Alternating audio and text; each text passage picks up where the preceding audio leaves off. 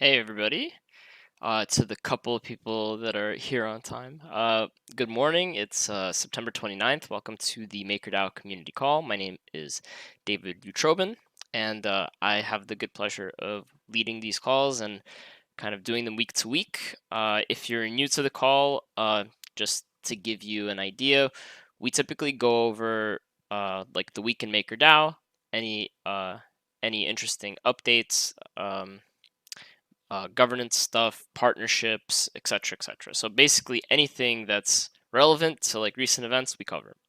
And then alternatively, some weeks we actually get guests on the show, and we have actually a few interesting guests in the lineup these coming weeks. So I'm excited for that.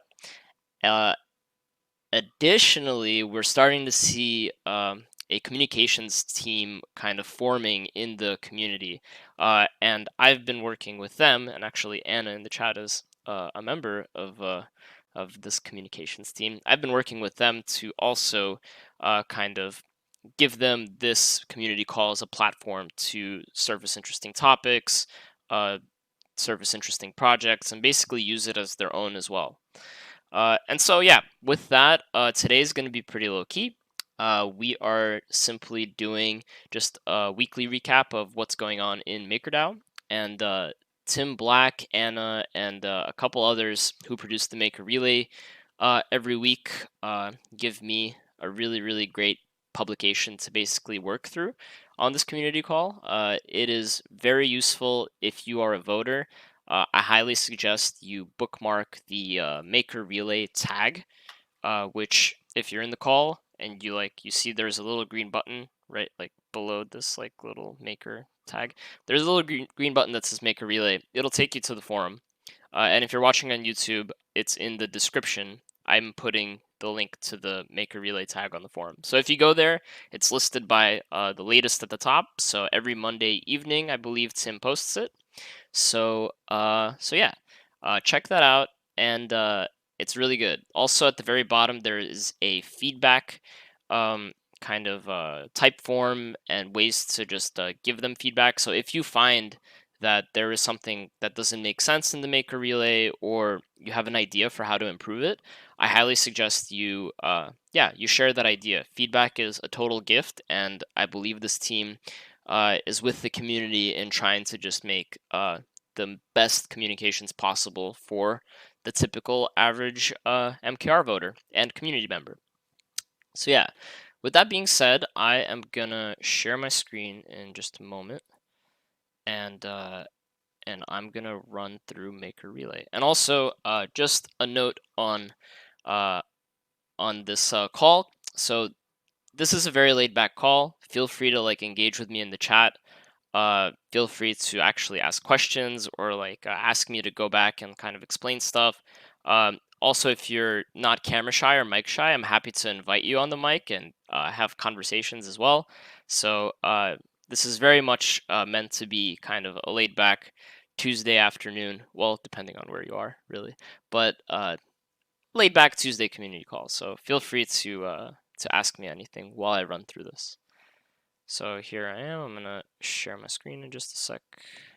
Actually, I'll share my application window instead. Cool. So should be able to see this link right here, this page. It takes you to just the Maker Relay tag on the forum, and as you can see, we actually also have a group in the community that are translating these and somehow getting them out like 14-hour turnaround time from when Tim posts them. So that's really impressive stuff. But anyway, Maker Relay 14. Yeah. Ooh, and whoever makes the art on these, really, really enjoy kind of the roll of the dice every week. It's like, some weeks it's like a sunset that mimics like Mars on Earth, ha ha ha, and then other weeks it's kind of, it's very therapeutic. I like it. So let us go on. All right, so yeah, the first section in Maker Relay is typically the active votes that are going on. and I believe that this current active vote is to approve the September 2020 governance cycle bundle, which went through the the monthly MIPS like life cycle. So for those of you that are new to Maker governance, basically we have a monthly cycle where community members are able to submit a number of different proposals and sub-proposals for consideration of the community and MKR token holders. And they go through this 4-week process where people signal whether or not they think it's ready to be taken to an executive. And basically by week 4, which is where we're currently at in the September governance cycle, there is kind of this bundled vote to approve all of these submissions that passed through the ringer this whole month. So the team put these really great, like basically, if you want to know what's in all the stuff that's in here, this is what you're voting for. So you're voting for MIP 15, which is called the Dark Spell Mechanism. Just a brief recap on what that is.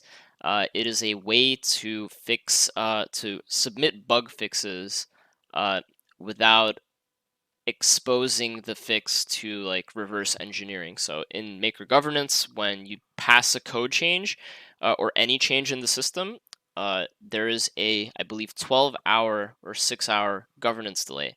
And if you have a bug fix and it's just sitting there kind of on chain in public for 6 hours before it's actually implemented, then that gives a black hat or a white hat or a gray hat, whatever, the ability to reverse engineer it and exploit it. So the dark spell mechanism is a workaround for a decentralized governance community to fix stuff. So it's really, really foundational to the development of the protocol.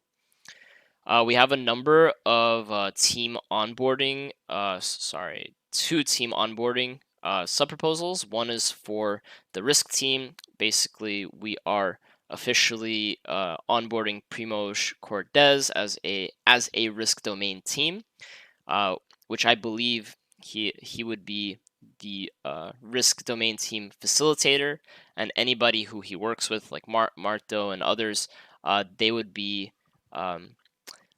domain contributors according to this MIP that is currently in a request for comments phase. But yeah, don't take that as word just yet. But either way, we're onboarding Primoz.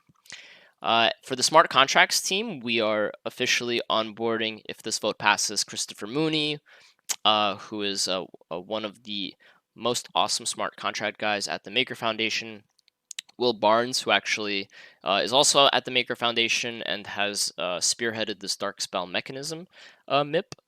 Lucas Manuel, also at the Foundation, and Brian, also at the Foundation. All of them are going to be officially onboarded as part of the smart contract domain team. So that's a really important step. Then we have 3 different vault types coming out. So this has been kind of a long time in the making. So these vault types went through a community Greenlight poll. They had all of the domain team assessments submitted. So they had a smart contract assessment, a risk assessment, and an Oracle assessment. And then they went through the monthly governance cycle. And finally, if this executive passes, we're going to have a LRC A vault type, a Comp A vault type, and a Link A vault type. So I am very, very, very excited for these 3 new collaterals, assuming that this current active executive vote passes. So continuing on, and then the last thing is actually a MIP called a Declaration of Intent. So so the Declaration of Intent is basically a way for MKR voters to signal that they are very serious about supporting the community in building something out or doing something. So somebody had submitted a Declaration of Intent for a DAI Flash Mint module, and this has kind of passed with complete acceptance. And so, yeah, basically, if it goes to an executive vote, it's just kind of formalizing the fact that governance is interested in doing this. And actually, the code for the DAI Flashmint module has already been written. The official MIP for the Flashmint module is also written, and it's currently in RFC phase. The code has not been audited just yet, but it's fairly simple code, and I believe that Chris Mooney and Brian are working with Sam M to finalize that and to get it through and have it added as a part of the system. But of course, one of the things that I really appreciate about the smart contracts team that's been working on the Maker protocol is that they take code security very seriously. So having heavyweights like Chris Mooney, Brian, and others to just look at this code, do a smart contract assessment, and kind of, yeah, get this show on the road. It'll be really exciting to see DAI flash minting kind of native to the Maker protocol. All right. Yeah, this executive vote, for it to pass, it just has to surpass the number of votes that were in favor of the last executive vote, which I believe was something like 75,000 MKR. I might be wrong, though. It could have definitely changed in the last hour since I checked. So yeah. So that's it for kind of like the big active executive vote that's happening right now. We also operate on a weekly governance cycle as well. So there's a number of different governance polls and even parts of collateral onboarding that happen in a more flexible way that don't go through the monthly cycle. The monthly cycle is kind of the ideal, kind of slow moving way to get changes, high quality changes into the system. But the weekly governance cycle is, yeah, it's just there for flexibility, and it's a really useful tool. And so right now there's a number of active governance polls. One governance poll is to adjust the PAX USDA debt ceiling. There's a vote and a discussion happening, and it's going to end on October 1st. There's currently at least 3 unique voters, which is really cool. Really cool to see this on the Maker Relay. I like this a lot. And then the base rate adjustment poll, which is a weekly poll. It happens every single week and basically says, hey, Maker voters, what do you think the base rate should be? And at the moment, it's 25 basis points. So 0.25% is the base rate. And basically, each vault has a risk premium rate, if you will. And the total stability fee is the base rate plus the risk premium. So we saw over the last few months a number of collaterals actually had some amount of risk premium, maybe 2%, but at certain points the base rate was like -4%. So they actually were just running on a 0% stability fee for a while, like Ethereum, like basically most of our collateral types. And so it's really great to see now that since the peg is under control, it's actually sitting right at around $1 and a penny. And these recent stability fee increases, base rate increases, have not negatively affected the peg. In fact, DAI supply is at an all-time high, sitting at 900 million, about a stone throw away from $1 billion. And so, yeah, the base rate adjustment is up for a vote. And yeah, 25 basis points was the winner. I'm not sure who's winning right now, but I suggest you check it out. So some community Greenlight polls. What these are, they're governance polls for any collateral that has submitted a MIP6 application. So this is just a collateral onboarding application with no additional work done by anybody. Anybody could submit a collateral onboarding application on behalf of any token. Obviously, it helps if you're like on that token team or have some special knowledge about it, because the application, it asks for a lot of detail. And so the community Greenlight polls that are running, they run basically in one sprint each month. And they poll MKR holders for active interest in any given one of these applications. And if there is kind of an outsized response to any given one of them, this gives a signal to the domain teams for what tokens to focus on when doing their assessments. So it's a very important process. We recognize that gas fees are high and that it might be tough to vote on Greenlight polls regularly. So yeah, I personally have been just saving my Greenlight poll votes for when I see a specific collateral type that I think is a really great idea, and then I just ignore all the other ones. So that's kind of been the interim solution for me. I believe that yeah, with a redesigned governance module in the Maker protocol, hopefully soon we'll address the gas fee issue for voters, so that more small voters can actually turn out. Because it is pretty discouraging if you have like, I don't know, like 5 or 10 MKR or something like that, or even 1 MKR, and you just are interested in voting, that it costs you like $10 or $15 a vote at certain points of the day. Yeah, it's kind of rough, but solutions are incoming, so it won't be rough for too long, thankfully. All right, cool. Oh wow! So Frank just mentioned that the September 2020 governance cycle bundle passed. Wow, that was cool. That's cool. That's really cool. So then the governance delay, which is either 6 or 12 hours, is gonna occur, and I believe that yeah, in about 12 hours we're gonna see 3 new vault types and all of those other changes. So yeah, that's pretty exciting. Thanks for letting us know, Frank. All right, sweet. So last week.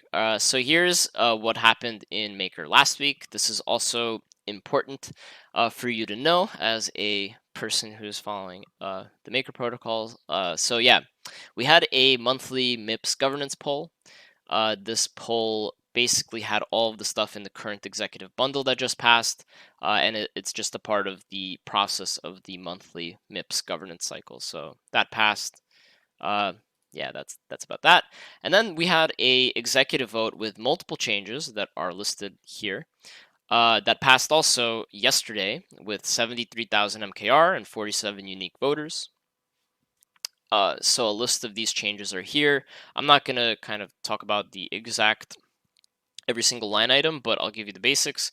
There were a number of debt ceiling changes, all increases, and I believe a big part of the strategy behind the debt ceiling increases was actually to better diversify the stablecoin debt exposure. So as you could see, while USDCA had an increase of 85 million, TUSD actually had an increase of actually also 85 million. Ha, that's pretty cool. And then Pax-A had an increase of it just doubled, so went from 30 to 60. So as you could see, on average, we're getting a little bit more exposure to other stable coins compared to the behemoth in the room at the moment, which is USDCA. And then also kind of as a standard, there's a global line parameter for the total debt ceiling across all different vault types. And that's currently at 1.4 billion or 1,400 million, however you like to say it. There's a number of Oracle, sorry for jumping around. There's a number of Oracle whitelisting changes that were passed last week. These are really great. It's just whitelisting people on a couple of different oracles. And actually, eventually, this is going to be a revenue generating service that the Maker protocol provides. So I believe that for Oracle's V2, the first year that you're whitelisted is free. And I think that, if I'm not mistaken, Nick Kunkel, who is currently the head of Oracles, if I'm not mistaken, he is working on the MIP to actually solidify the business logic of the whole Oracle side of the Maker protocol, which is really cool. So yeah. So yeah, a couple of Oracle stuff. So I'm not going to go through each line item. And then a bunch of rate changes. So we had a base rate increase from 0 to 0.25% that I already mentioned, and basically, if any of the risk premiums changed, you also saw that being reflected. So the ETH A risk premium, yeah. So these are all risk premium increases. will increase from 0. Oh no, sorry, I'm kind of jumping around. So the only risk premium change was this ETH risk premium, which went from 0 to 2%, which means that the stability fee should be 2.25%, which is right. Yeah, cool. And then the rest are all just stability fee increases. So they all just went up by 25 basis points, as you could see, as a result of this base rate change. So yeah, that's actually really well formatted. Cool. Nice. Also, something from last week, there was a couple of signal request threads that are pretty relevant. I know that the community has been talking and discussing ETHB for quite some time, and Primož Cordes finally posted. Well, actually, not finally. I believe like a week and a half ago, he posted his thoughts and analysis on what an ETHB vault type would look like. And at the moment, there is a governance poll that is asking basically the community to support various parameters. So should we do it? Everybody seems to say yes, and by everybody I just mean this slice of these 37 voters. And then if yes, what should the liquidation ratio be? It seems like 130 and 125 are kind of almost tied. For reference, ETH A is at 150%. So this would basically allow you to borrow more against a lower amount of Ether. And then if yes, what should the risk premium be? It seems that, yeah, 34 voters voted on 47 different things. So you can actually vote on multiple options here. That's why the numbers are like that. And it seems like the winner currently is 6% with 4% right behind. And for reference, if ETH A is 2.25% or a 2% risk premium, sorry, then this would be like triple the risk premium because the this liquidation ratio is lower. So it's a little bit more risky, but for an advanced user that that wants more margin or more leverage, they have to basically, yeah, compensate MKR token holders for bearing that risk, so to speak. And then if yes, if we're going to do a ETHB vault type, what should the debt ceiling be? And it seems like the winner is for the maximum option of all of these choices, which is 20 million. And it looks like 45 voters, 34 voters, 45 votes. Yeah, cool. And then the other signal request from last week is, should we take a more flexible and transparent approach to collateral onboarding? This actually ends, I believe, on Thursday in a couple of days. And the vast majority, 84%, 44 voters, 84% of 44 voters have voted that yes, we should take a more flexible approach. So it seems that there's a lot of consensus around that. So that concludes the weekly governance cycle stuff. And the reason why signal requests are in the weekly governance cycle stuff is because they are sentiment gathering and they are kind of week to week. So these polls might actually influence real governance action, like governance polls and like on-chain voting that might happen next week as a result. So yeah. Anyway. Moving on. So now we're just going to do some team updates and general updates. So here's some updates on MIPS. So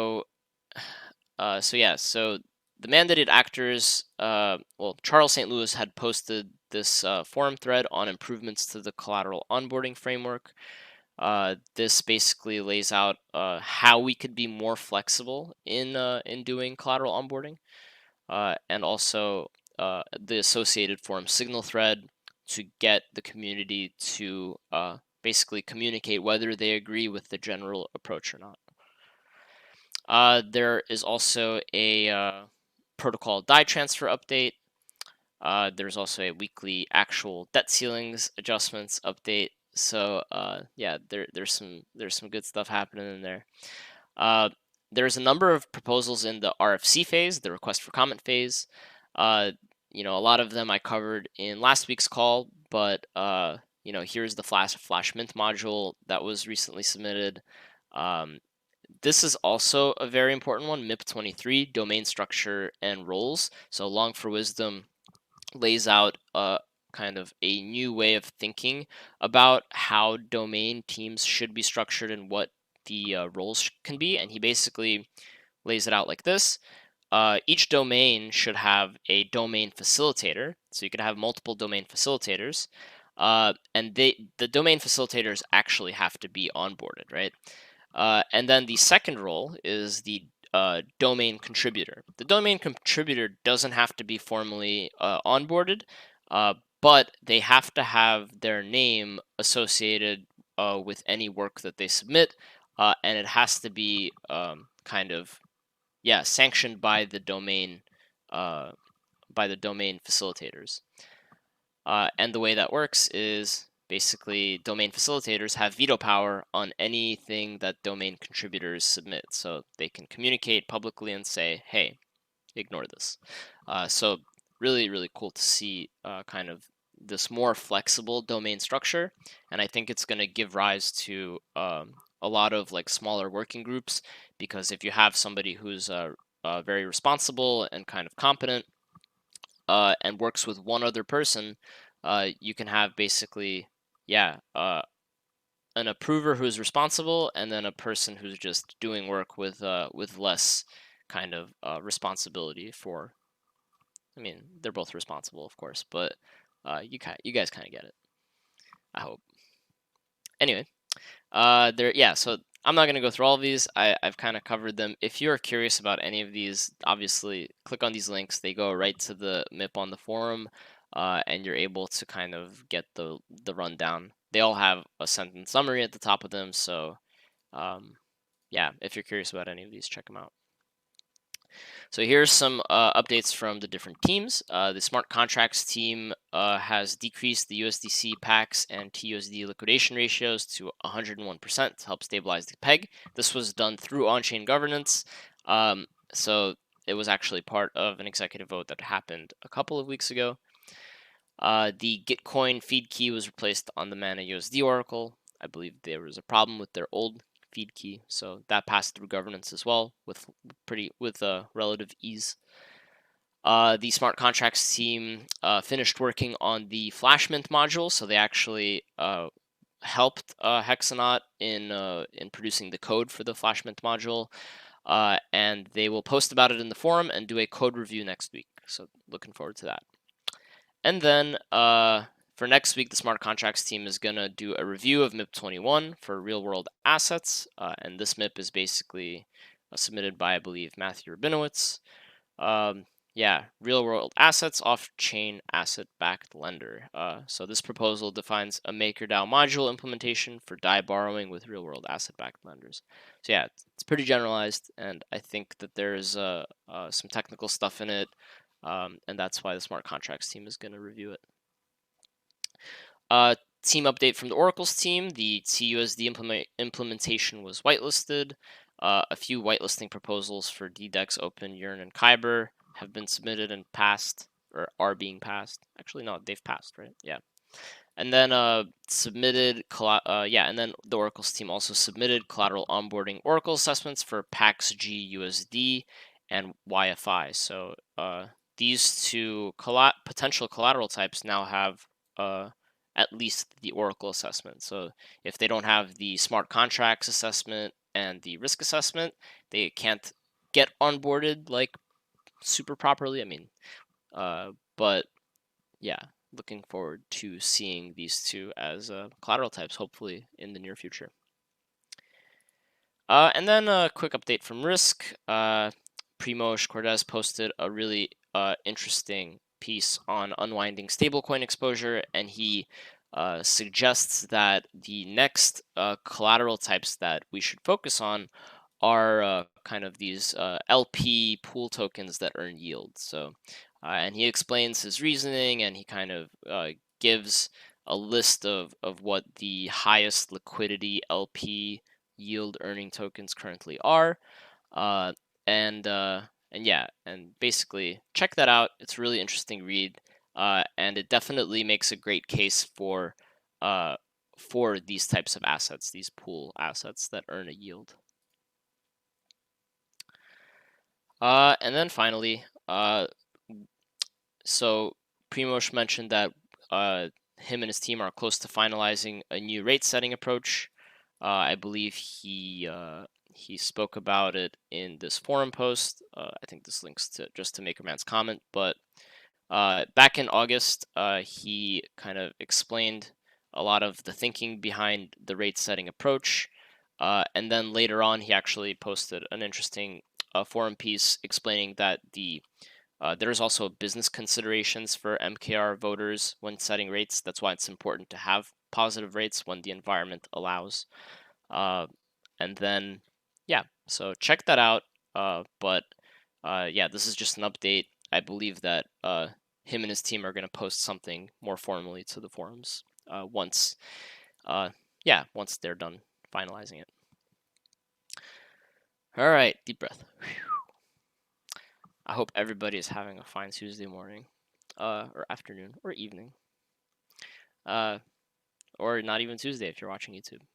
But okay, cool. Current events. So vault compensation. Yeah, so this is a big one. I know a lot of people in the community were kind of upset, confused, and a number of people in the community,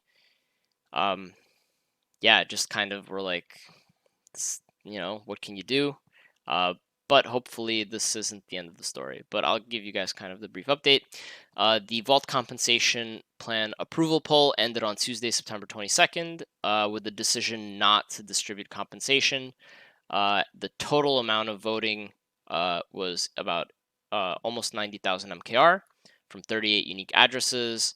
And at the very end, the no vote won out. I believe it was pretty close up until the last couple hours, but yeah. So a handful of news outlets actually covered this.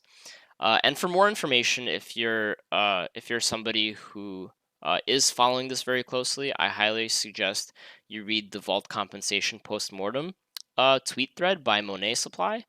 He did a absolutely fantastic job summarizing the Maker governance efforts and kind of saga of trying to push through this compensation plan, and a lot of the reasoning behind why he thinks, basically the history and reasoning for why he believes the vote went the way it did.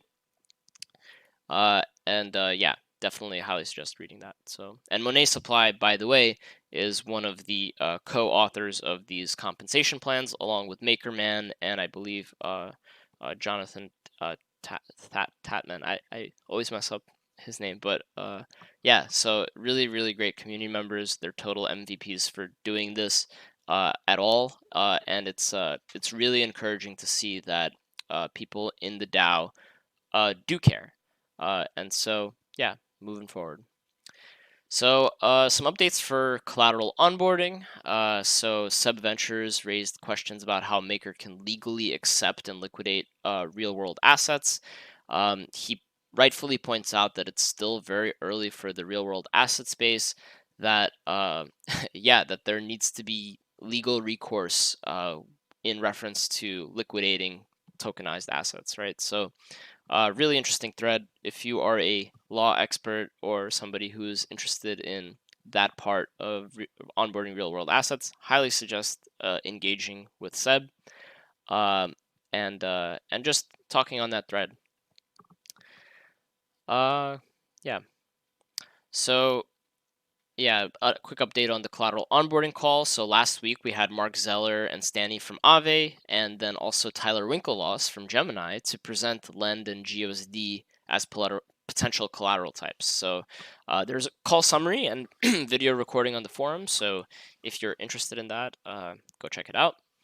I believe the collateral onboarding calls are bi-weekly, so definitely feel free to join those. And I believe that every Maker Relay has the event information as it's coming up and posted at the very bottom, and I'll show you guys in a sec. But yeah, so Anna's pointing out that the next one is on October 7th. Yeah, cool.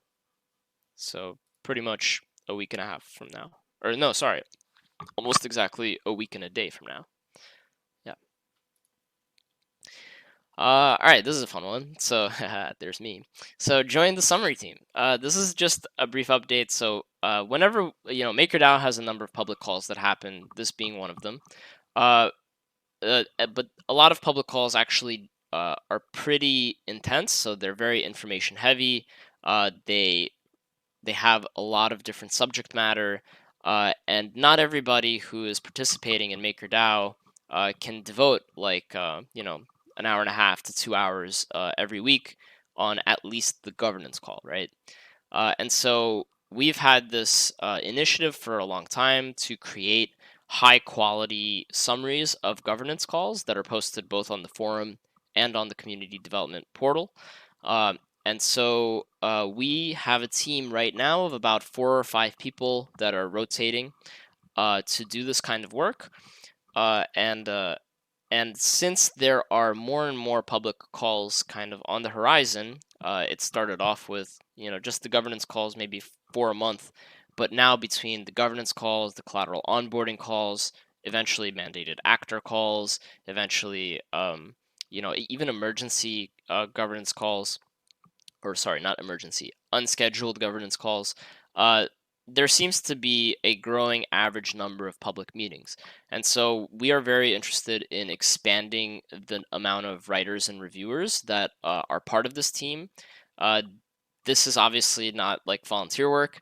Uh, you can reach out to me for more details, but it is a compensated role. If you or anybody you know who has very strong English written skills and is interested in working with a team, interested in learning about MakerDAO even, and is interested in helping to produce these summaries, yeah, send them my way. I'm happy to answer any questions they might have. Uh, but yeah, I posted a forum thread here, so feel free to check it out. It gives the rundown of what the summary team even is and kind of what kind of position, like what does it mean to join the summary team, right? So yeah, check that out. We're looking for good people, and we know that our community is filled with them, so cool. All right, now is a good one. So State of the Peg. Ooh, I feel like Vishesh on the Thursday call.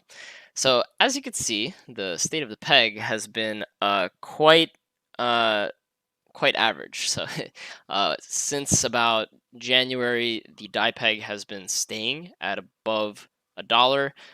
As you could see here, there's a 24-hour DAI volume weighted average price that's plotted across the 7-day time frame, and it's been actually remarkably flat.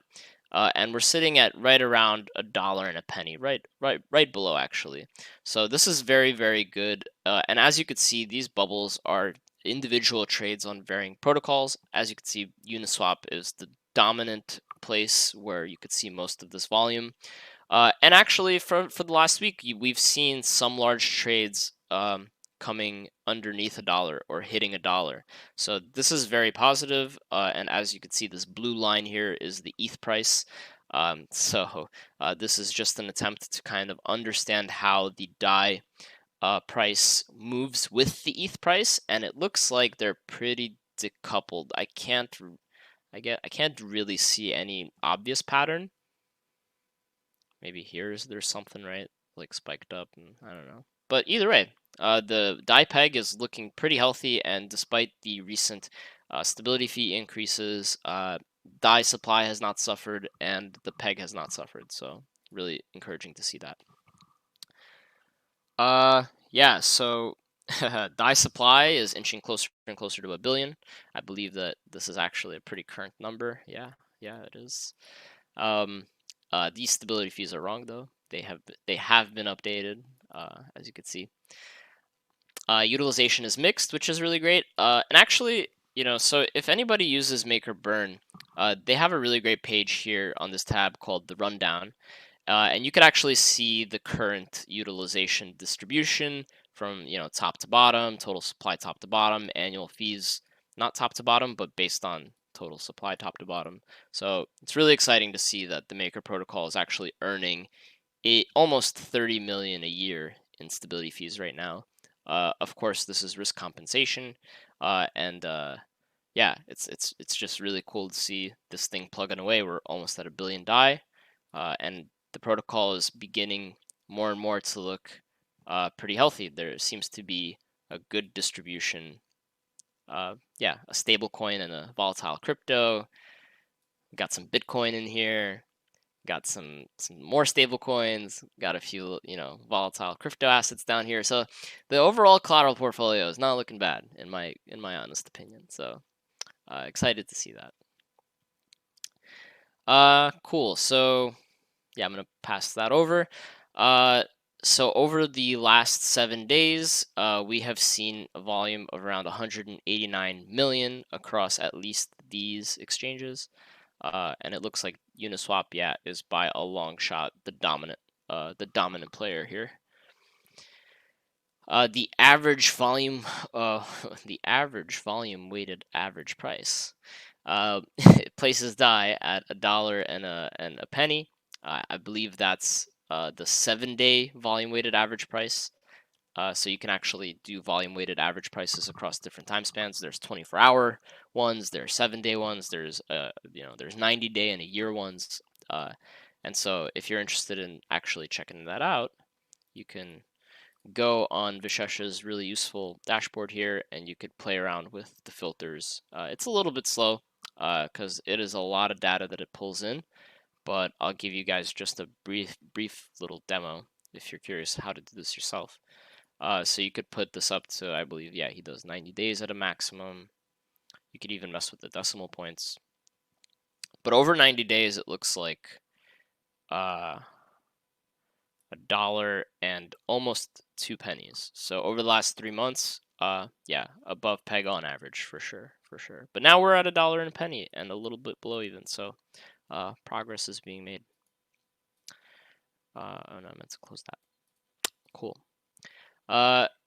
Yeah, so there's also these really interesting metrics. So the sorry, so ETH vaults are collateralized in kind of this trimodal way. As you can see, there's some that are 500 plus, the safe guys. There are moderately safe ones here, and then the vast majority of not the vast majority, but a good majority of vaults here are yeah, they're between 150 and 300%. So like that's the average, I would say. For ETH, there's a big liquidation point at $279. So if ETH drops to $279, it's going to be quite a lot of DAI being liquidated.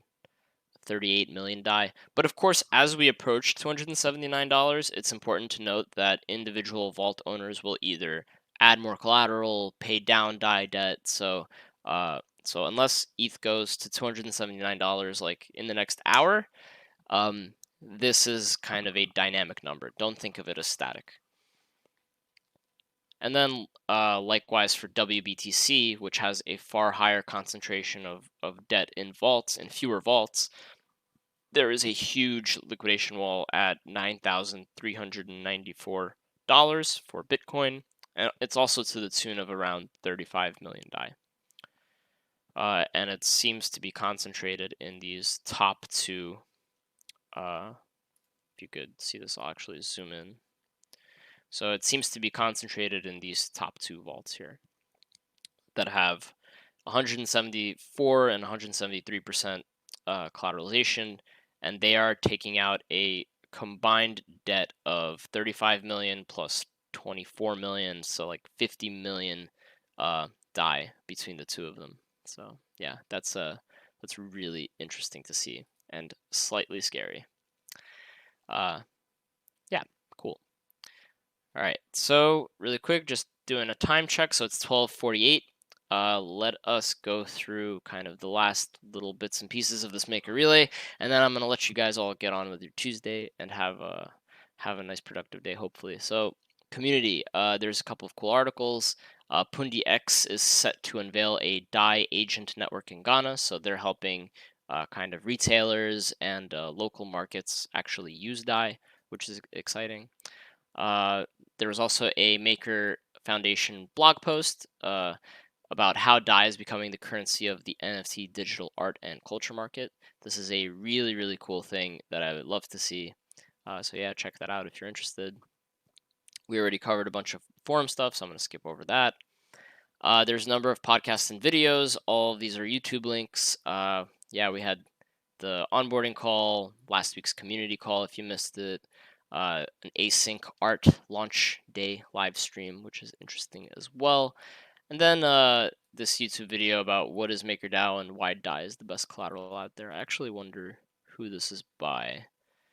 This is by Economics Design. Interesting. Yeah, so it looks like just a person who is in the community did a oh, it's Dew. Haha. Yeah, so Dew's actually on our APAC business development team. So it looks like he did a whole really great presentation on what is MakerDAO and why DAI is the best collateral out there. Cool. Oh no, didn't mean to press play there. Sorry about that. All right, so also what I really like about these relays is that every week, so Tim, somebody on the team chooses a really great Twitter, like just one Twitter thread, and I believe this was like a comment inside of a Twitter thread, but it was hilarious. But so Eva Balin mentions there are only two things certain in life: death and ETH gas fees, and this was a thread about taxes. So of course, yeah, we all agree, and Jerry pointed out that this one was unanimous in the team that did the Maker Relay. So death and ETH gas fees. You can't dodge those, unfortunately. All right, cool. So that concludes kind of all the informational stuff. There's at the bottom of the Maker Relay a bunch of really great meetings and events that are listed, like this community call, for example, and then also community collateral onboarding calls. You have all the kind of the info here, the agenda for the next one, what's going to be on the next one. The team has been doing really great to capture these very important information points for you as a MakerDAO community member to just check the relay out and see for yourself. Thursdays, we have the governance and risk call. It's the same time of the day that this call happens, which is really convenient. There's archives, there's ways to contribute to it. So yeah, check that out. And there's a number of community events that are happening. So on September 30th, there's going to be Stablecoins Demystified, the why, how, and where. I'm actually curious who is doing this. By Token Engineering Switzerland. Awesome. Yeah, this is really cool. We also have a October 1st Blockchain Education in Africa event. If I'm not mistaken, this might be Maria and Sahabia as part of like the DeFi Africa thing that Sahabia has been running. Yeah, this is really cool as well. It's getting more people in Africa as well to be adopters and users of DeFi protocols, and specifically DAI and Maker. Yeah, on October 6th, we're going to have how stablecoins will drive mainstream growth and adoption in the crypto economy. I wonder who's doing that. The Blockchain Association. Very meta. I like it. So yeah, looks cool. Looks cool. Cool. Yeah. And then we have a ETH Online hackathon that's been running. I'm not sure if we actually have any active bounties there. If we do, actually, I wonder what this links to. If this, oh no, yeah, never mind. Yeah, so I guess this is kind of just generalized. But yeah, ETH Online, man. If you're a hacker, go hack. And yeah, so that's it. If you have any feedback on the relay, I can't stress this enough. Just take this really short survey. It's literally like 3 questions. Like it's I can't even scroll down because it's just so short. So go check that out and do it. And if you have good ideas on how to improve it, so do it. Do it, do it, do it. All right, cool. Yeah, so we are 7 minutes early. I'm gonna stop doing my monologue. I'm gonna close this video. And yeah, so I'm happy to end early, but if anybody has questions, feel free to ask them in the chat. Also, I see a number of people on the Maker Relay team are actually here, like Anna and Jerry. So it's always fun seeing you guys. And yeah, with that being said, if there is nothing, I am gonna end the broadcast in, I'd say, 30 seconds. Likewise, man. Likewise.